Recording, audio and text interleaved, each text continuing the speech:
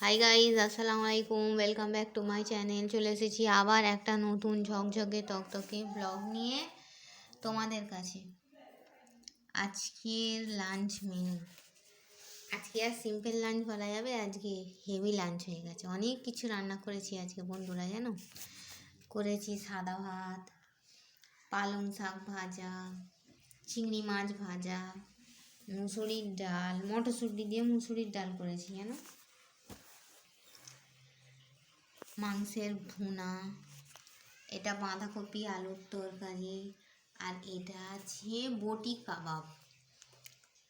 কাবাব করেছি কিন্তু শিখেতে না, বটি কাবাব। তোমরা কারা কারা খেয়েছো, কারা কারা খেতে ভালোবাসো, আর কারা কেমনভাবে করো আমাকে একটু বলবে তো। আমি বটি বটি করে কেটে একটু ঠুনকে নিয়ে তাতে মশলা মাখিয়ে আর কাবাব করেছি। হেভি টেস্ট হয়েছে খেতে।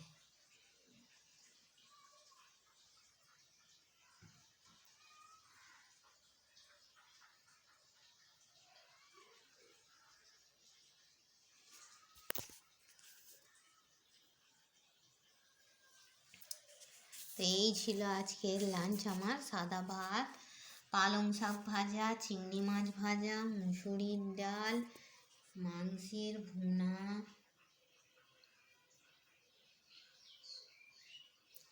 বাঁধাকপির তরকারি, আর বটি কাবাব উইথ জল।